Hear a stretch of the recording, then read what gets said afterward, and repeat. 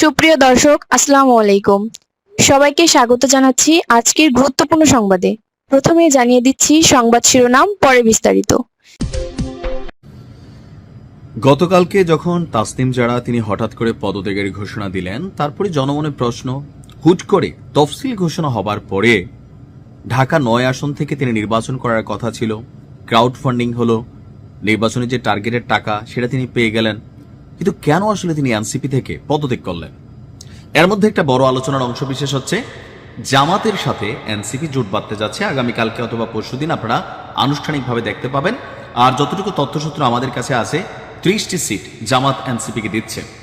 তো এই যে জামাতের সাথে ইনক্লুসিভ একটা নির্বাচনে এনসিপির ঢুকা, মানুষের মধ্যে এতদিন বা বিএনপির নেতাকর্মীরা, আওয়ামী লীগের নেতাকর্মীরা যেটা বলতো যে এনসিপি হচ্ছে জামাতের বি টিম, তো সেই ঘটনাকে সত্য এস্টাবলিশড করতে যাচ্ছে এনসিপি।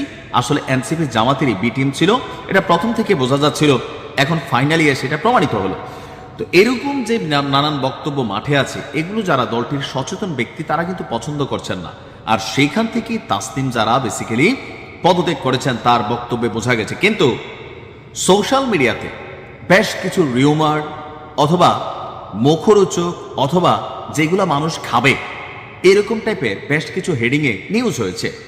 এর মধ্যে একটা অনলাইন পোর্টাল যেটার নাম হচ্ছে দৈনিক আজকের কণ্ঠ।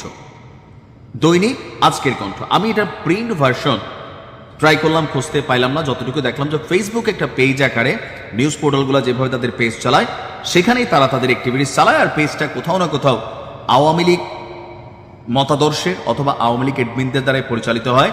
কারণ সবগুলো নিউজ দেখলে বোঝা যায় এখানে আসলে কি চলে। এই পেজটা থেকে দৈনিক আজাদের কণ্ঠ পেজটার যে হেডিং ছিল, নাহিদ ইসলামের কুপ্রস্তাব প্রত্যাখ্যান, ক্ষোভে দল ছাড়লেন তাসনিম জারা। নিজস্ব প্রতিবেদক, তারা নাম দেয় নাই। এখানে বলছে যে জাতীয় নাগরিক পার্টির আহ্বায়ক নাহিদ ইসলামের দেওয়া কুপ্রস্তাব প্রত্যাখ্যান করে দল থেকে পদত্যাগ করেছেন সদস্য সচিব ডাক্তার তাসনিম জারা। দলটির একজন যুগ্ম সদস্য সচিব বিষয়টি নিশ্চিত করেছেন। তো দলীয় সূত্রে জানা গেছে এনসিপির আহ্বায়ক নাহিদ ইসলাম তাসনিম জারাকে একটি অনৈতিক প্রস্তাব বা কুপ্রস্তাব দেন, যারা সেই প্রস্তাবে রাজি হননি। এর জের ধরে ক্ষুব্ধ হয়ে তিনি দল থেকে পদত্যাগের সিদ্ধান্ত নেন। এতটুকু অংশ পইরাই আমরা বুঝতে পারি যে এটা একটা ডাহা মিথ্যা কথা। বলে ভাই কিভাবে বুঝলেন? দেখেন, এনসিপিতে তাসনিম জারা যখন রাজনীতি করে তার স্বামী খালেদ সাইফুল্লাহ তার সাথে সবসময় থাকে। এনসিপির যে কোনো মুভমেন্টে নাহিদ ইসলামরা যেখানে যায়, কক্সবাজার গেছে, বিভিন্ন জায়গায় গেছে, সেখানে কিন্তু একজন টিম মেম্বার হিসেবে তাসনিম জারা তার স্বামী আরেকজন ডাক্তার খালেদ সাইফুল্লাহ যিনি আছেন তাকে কিন্তু সাথে করে নিয়ে যান। এমনকি বিভিন্ন জায়গায় দেশে বিদেশে যেখানে সফর করেছেন ম্যাক্সিমাম সময় আমরা দেখেছি তার সাথে তার স্বামীর উপস্থিতি। আর নাহিদ ইসলামকে নিয়ে রাজনৈতিকভাবে অনেক সমালোচনা করা যাইতে পারে, তার দুর্নীতি নিয়ে কথা বলা যাইতে পারে, কিন্তু চারিত্রিকভাবে নাহিদ ইসলামকে আমার এতটা শেষরা মনে হয় নাই বা এতটা এই টাইপের ক্যারেক্টার মনে হয় না যে তাসনিম জারাকে, অন্তত তাসনিম জারার মতন একটা ক্যারেক্টারকে এই ধরনের একটা অফার দেওয়ার মতন সাহস আসলে নাহিদ রাখে, অথবা এই টাইপের একটা খারাপ ছেলে।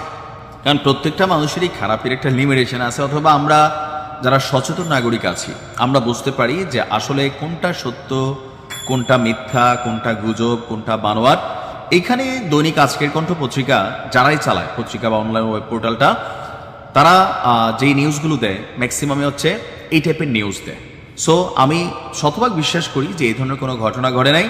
মূল ঘটনা হচ্ছে জামাতের ইস্যু। তো এই টাইপের হেডিং বা ক্যাপশনে কেন আপনার নিউজটা আসলো বা আমরাও দিলাম, আসল সত্যটা জানানোর জন্য যে দৈনিক আজকের কণ্ঠ পত্রিকা তারা যেই কাজটা করছে এটা নিতান্তই অন্যায়। এই ধরনের হেডিং ক্যাপশন দেওয়া আসলে ঠিক না। আর এই ধরনের অপবাদ নাহিদ ইসলামের বিরুদ্ধে হয়তো হাতে গোনা কয়েকজন যারা এনটি এনসিপি আছেন তারা বিশ্বাস করবেন। দেখেন, আমিও এনসিপির সমালোচক, কিন্তু যেটা সত্য সেটা আপনাকে বলতে হবে। এখানে কারো চরিত্র হনন করার সুযোগ নেই। সো এনসিপির নাহিদ ইসলাম এবং তাসনিম জারাকে জড়িয়ে যে বক্তব্য এখানে আসছে, টোটালি এটা একটা ভুয়া গুজব, জনমনে বিভ্রান্তি তৈরির চেষ্টা ছাড়া আর কিছুই না। ভালো থাকুন।